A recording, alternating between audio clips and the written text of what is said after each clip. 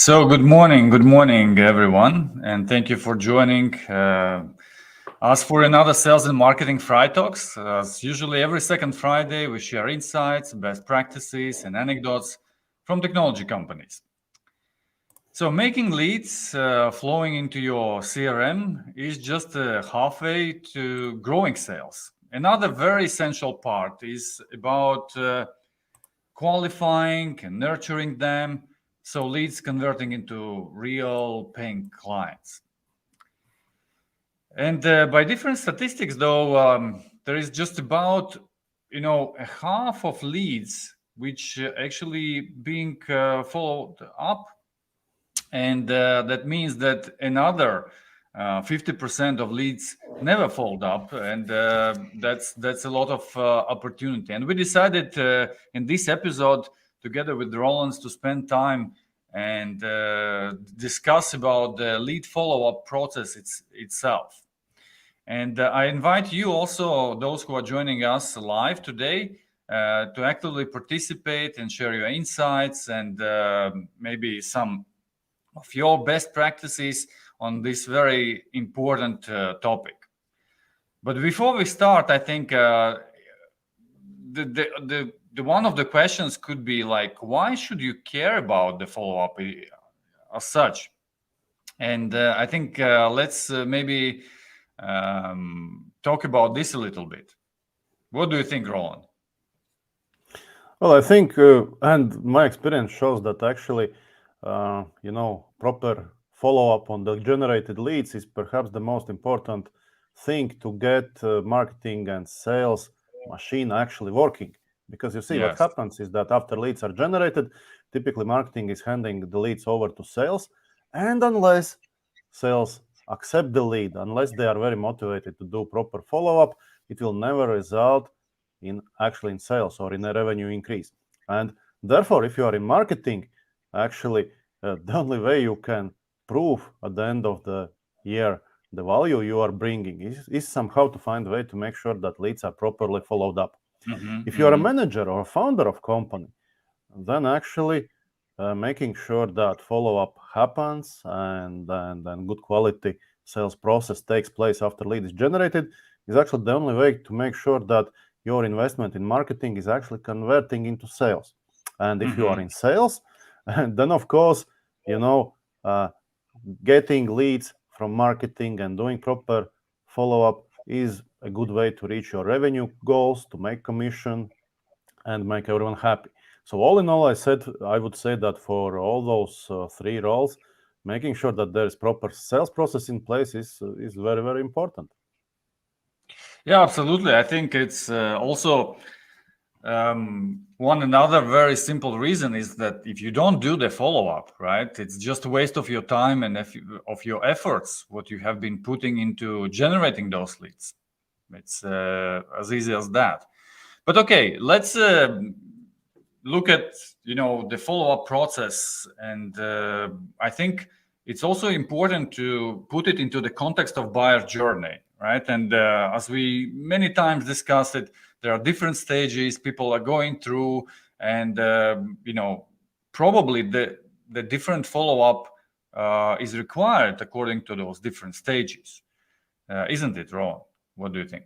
Yes, I believe so, and I would say that there also can be situation that perhaps intrusive follow-up, such a call, may not be the best option at all.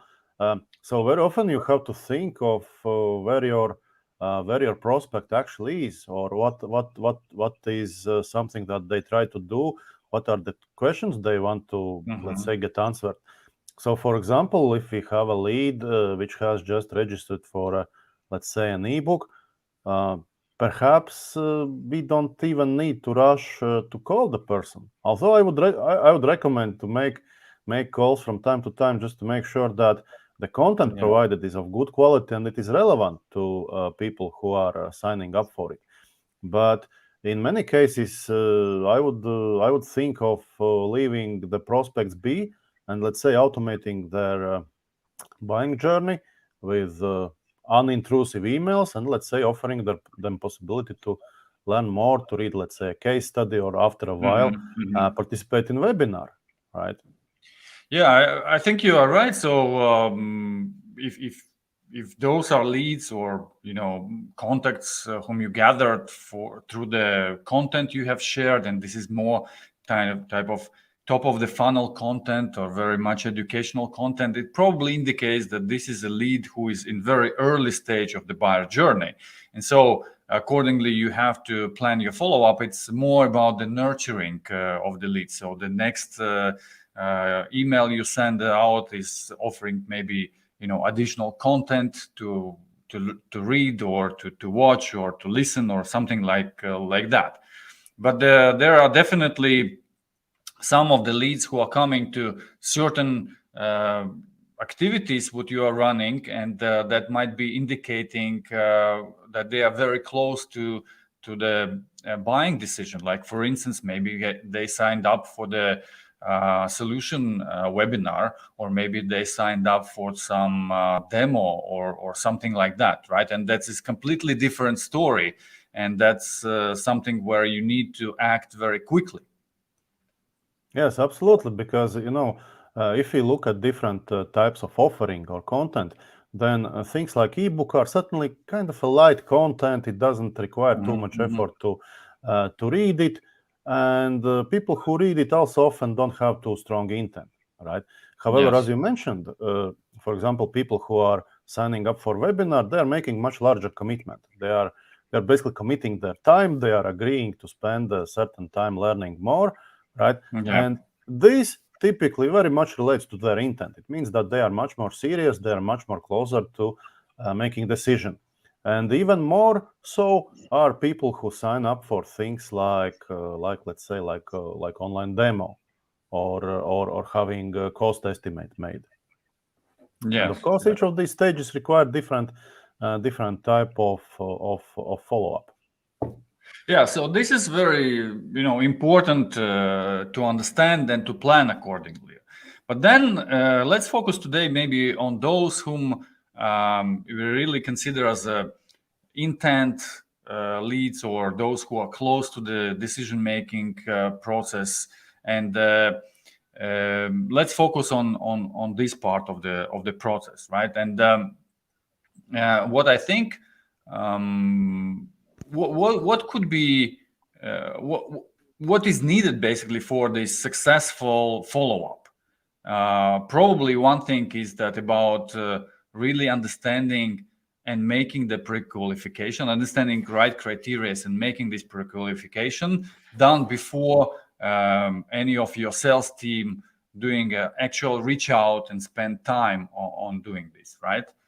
Another one probably is about really defining kind of a process which is well structured and aligned to your sales funnel, right? So when you provide also your sales team with the talking scripts, with maybe some objective handling guides, and some other tools what they can use during the follow-up process, right? Another very important, yeah. Yes, and particularly if you have ambitions to scale your business and grow quickly, all this process, standardization, documentation, description, formalizing the training becomes more and more important, because that allows you to easily add additional SDRs or additional account executives to your team. And because your process is proven, because it's documented, it's rather easy to plug in new people, train them, and get the whole engine working according to your standards. Yes, absolutely. Yeah, there are a couple of other things what I would add to the list as well, is that it is also very important to have a clarity on who is doing what within this process, because it's not just about the one single person who is driving everything, but it might be that there are some different people involved. Like, for instance, you have a junior person who is doing like initial conversation and qualification of the lead. And then if this is a well-qualified lead, then the more senior salesperson can be involved or should be involved, right?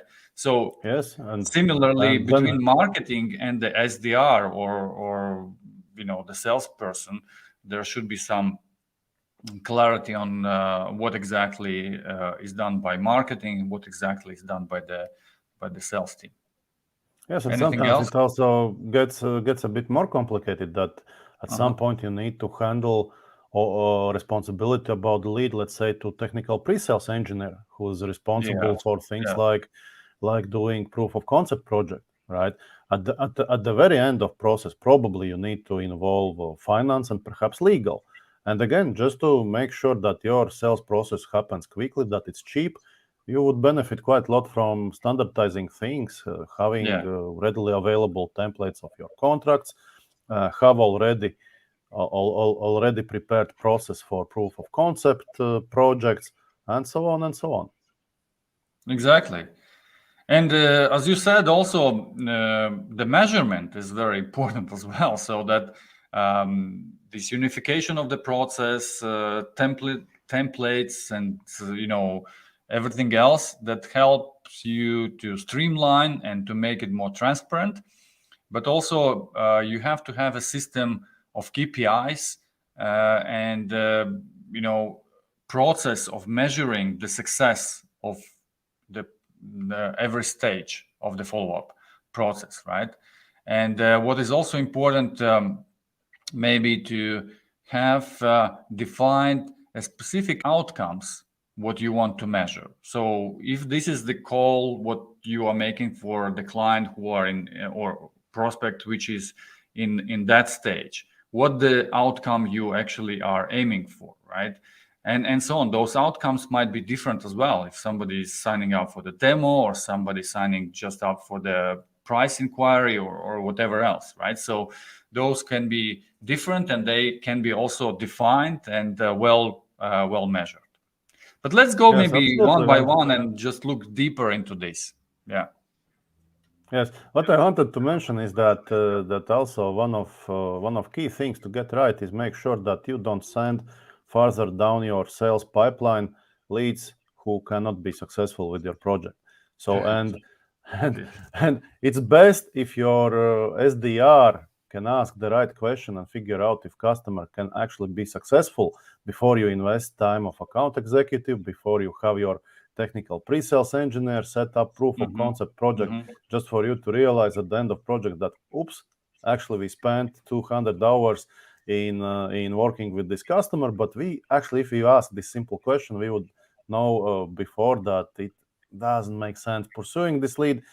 This company would never be successful because of whatever technical or organizational, perhaps cultural reason. Yeah, absolutely.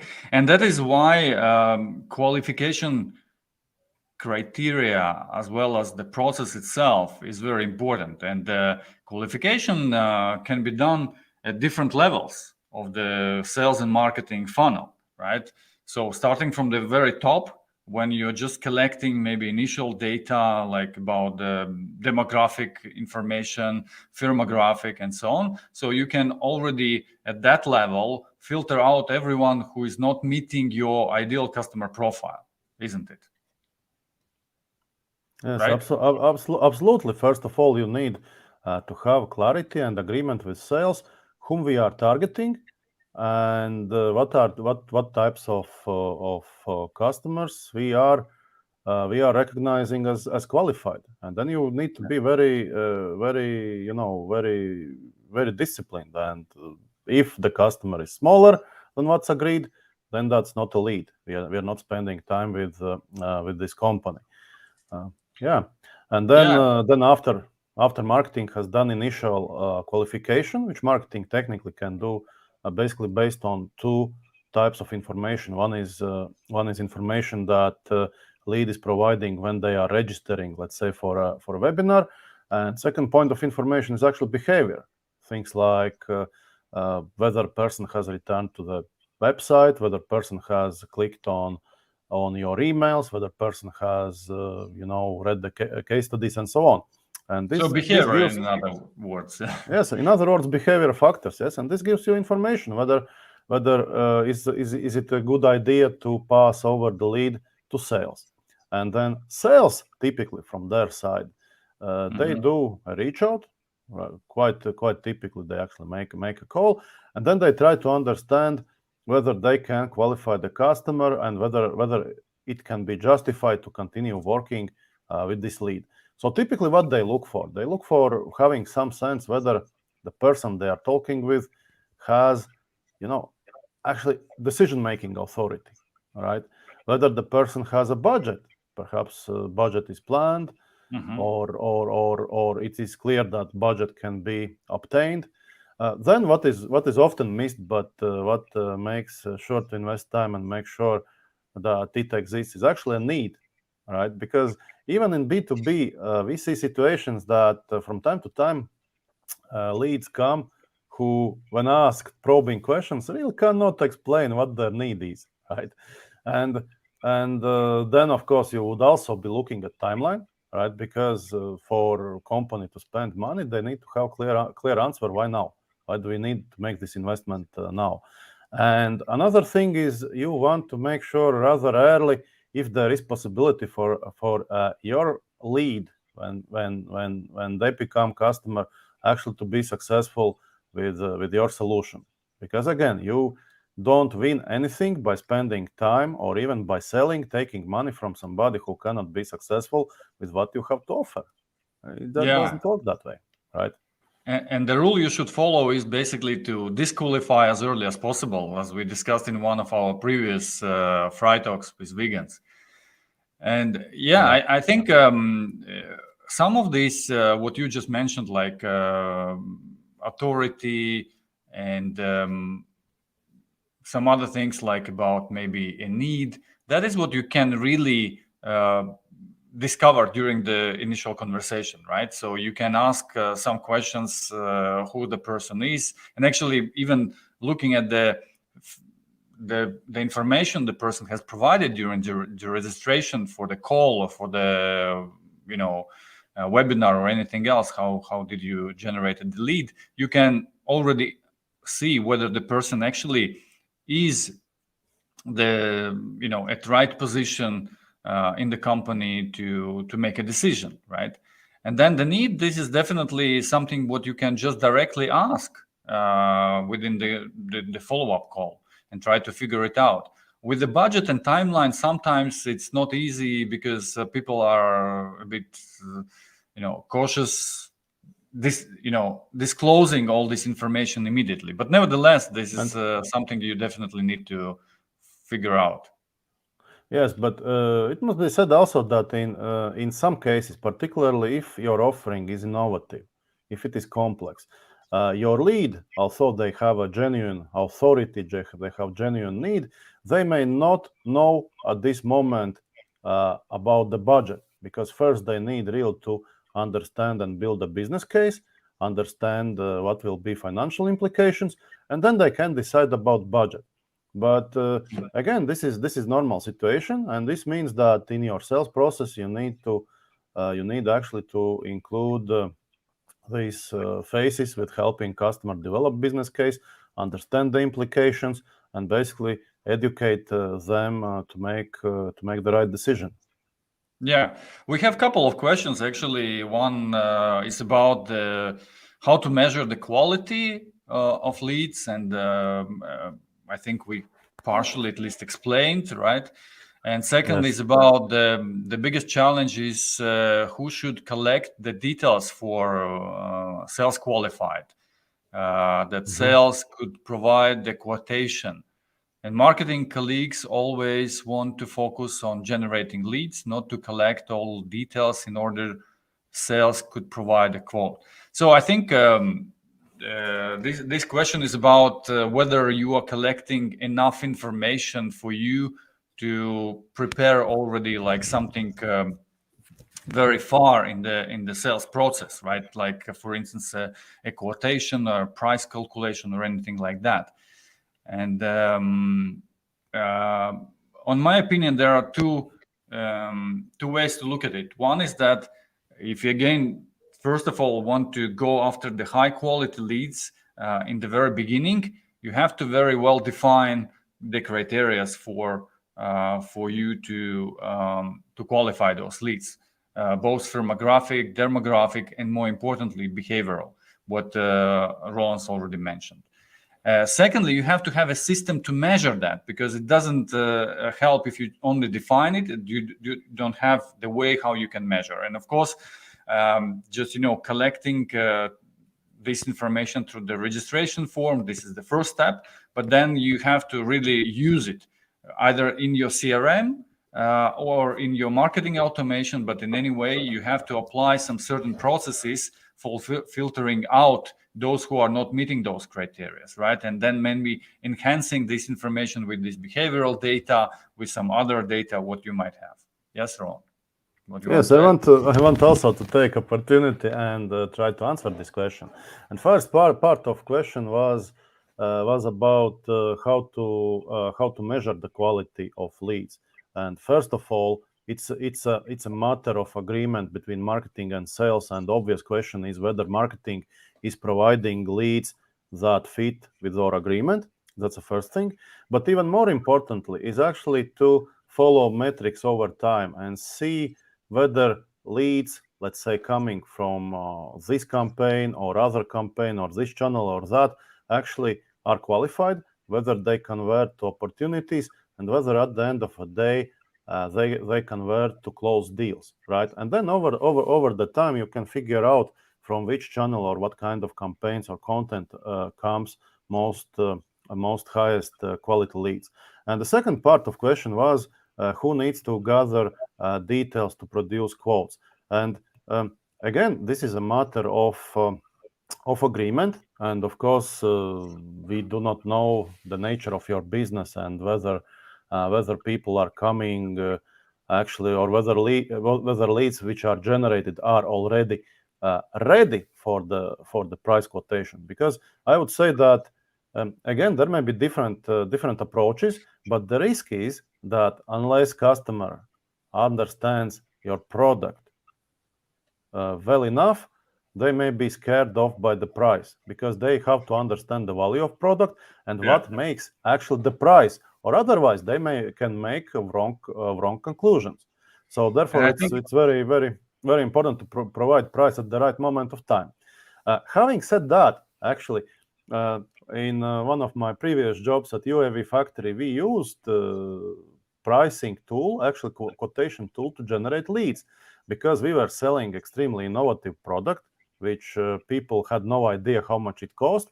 And of course, one of the questions they asked was how much it cost, and to answer that was extremely difficult, right? And the right way out of this situation was to build them self-service tool where they could register, they can create all the configuration, they can possibly even get the pricing.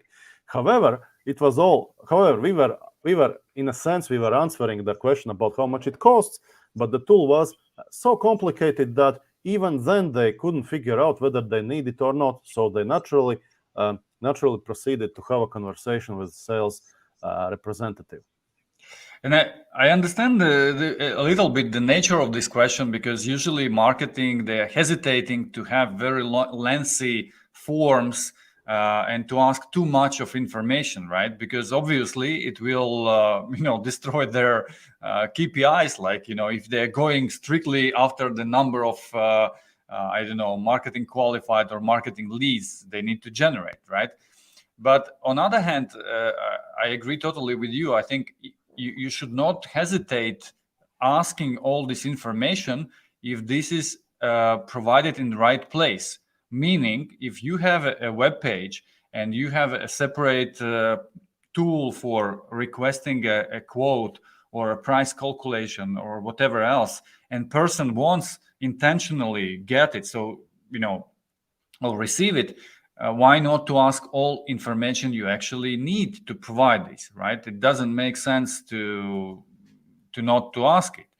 But if it's just somebody who attended, I don't know, the webinar, or maybe just downloaded your piece of content and you want to collect all the possible details about specification of their potential offer, you might be just making this customer or contact very confused, and actually not feeling comfortable providing all this, because he or she will be not ready to do that at that point of time. Yes. So I think technically it can be done, but you have to be really clear about when and whom do you ask this?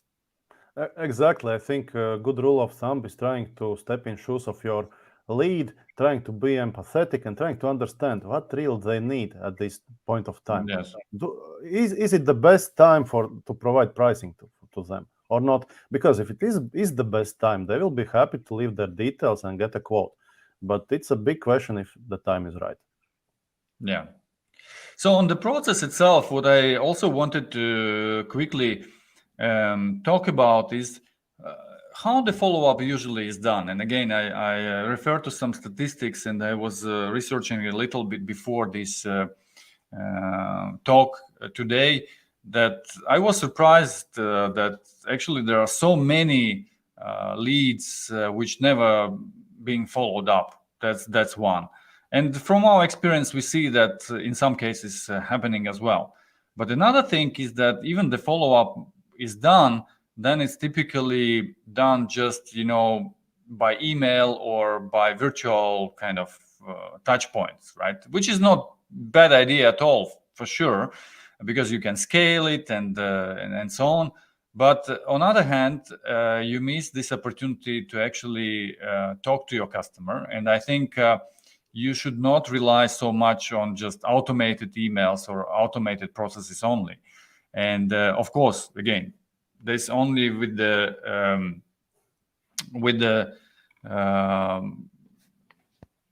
condition if you are able to really identify those whom it makes sense to do a direct follow-up and just call them, just spend time talking to them. And I think in terms of the process itself, when you call somebody, often, at least my experience shows that the person who is calling to you is not well prepared. So it's probably one of the key rules. Be really prepared. Discover about this potential lead some more information. Just look at the contact in the LinkedIn, look at their business on their website and so on. So be a bit prepared, understand the context of this company, right? Secondly, when you call out, please set up some certain expectations, just explaining, how long this conversation will take and whether currently the person is okay to have a talk for 20 minutes with you, right? And as soon as you get the permission, I think that's where you can really dig deeper. And it's a good idea also to remind actually who you are and why are you calling, because often people just don't remember what they did even like few hours ago. Like myself, I was doing many follow-ups, and when you call, people just only after some time start to remember that they applied somewhere to some activity in LinkedIn or elsewhere. So it's a really good idea to remind them. And secondly, just try to understand why did they apply. So what was the motivation for them? And this is a good time for you just to qualify in terms of their real need. Because if they don't remember, if they actually are not able to clearly explain why did they sign up and what actually they are looking for, it's a first sign for you that there is no good quality lead. Yes, absolutely. If I may, I would like to conclude this episode of FriTalks with a bit of mathematics. All right. And maybe it will be a bit challenging to understand, but I would like to guide you through a bit of numbers, right? And trying to talk about the value of lead. So you see, if we look at the lead generation for technology business, for technology offerings in B2B space, lead can easily cost, Andres, what from 50 to 200 euros easily, right? It's at least, yeah, I think. Yeah, it's a reasonable range. And then if we assume that 1/3, 1 in 3 out of those who, let's say, sign up for webinar actually fit your ideal customer profile, right? And they are interested in your product and you can be successful with them, then it means that this marketing qualified lead already costs from 150 to 600 euros, right? And this is the cost that generating this lead has cost already. And unless company does really high quality follow-up, there's a chance you would just lose this money, right? Nobody calls and the money is gone. Now, if we look at it from other end, and if we look that you are selling, that solutions you are selling have a lifetime value for each client of $100,000, right? Then potential value of sales qualified lead is roughly $10,000, right? Where this number comes from? Actually, statistics shows that from sales qualified leads to actually that roughly 10 to 20% of sales qualified leads are actually closed, right? So if your lifetime value of customer is $100,000, then the value of sales qualified lead is already $10,000. Just think about it, $10,000, right? So the value of having a high quality call is expected value is roughly $10,000. And this is not money you want to leave on table. You don't want to have poor quality follow-up. You don't want your interns or your junior salespeople always make the call. You don't want this to be responsibility of person who has nothing to do. So what you need really well-trained sales who are highly motivated, who are following the process, the script, and basically implementing the best practice. And you also want that person to be regularly coached by more senior sales. And simply because of simple reason. If the stakes are so high, and if the average size of deal is really in that amount of money, it makes every bit of sense to really invest in proper sales follow-up, to have properly trained person, and so on. So never underestimate the quality, the necessary quality of good follow-up. Absolutely. And I think just also to add on top of this, consider every follow-up call as an opportunity. And though you might not be converting this client into a paying or prospect to the paying client, but this is the conversation through which you can learn a lot. You can gather additional insights to improve your both marketing and sales process. And that's, again, a missed opportunity if you don't use that. So ask questions about the quality of the content, ask questions from where this person learned about your company, and some other things what can really help you improve all the steps of your journey, right? And most importantly, it's really consistency in doing this and executing and measuring. And so as a conclusion, I think we can definitely mention that the follow-up process needs to be differentiated by different stages of the buyer journey, right? And not every stage requires you immediately calling the client or potential client. Secondly, you have to have a clear criteria what you apply for determining the quality of leads. And you have to have an agreement with marketing and sales of implementing those criteria for the lead qualification. And as soon as you have leads qualified, there should be a process behind which helps you in very well structured manner to perform this follow-up process, measure it, and understand what actually works and what doesn't work. So I wish you all great success with your sales and follow-up processes. We have a couple of more questions, I think. Here is Netco asking, what is our favorite industry we are working with? And the answer is rather simple. We actually working almost exclusively with the technology companies. Among our clients, we have both software development companies, SaaS companies, and those who are providing different type of managed services. But all of them are coming from IT and software industry. So that is where we specialize in. Yeah.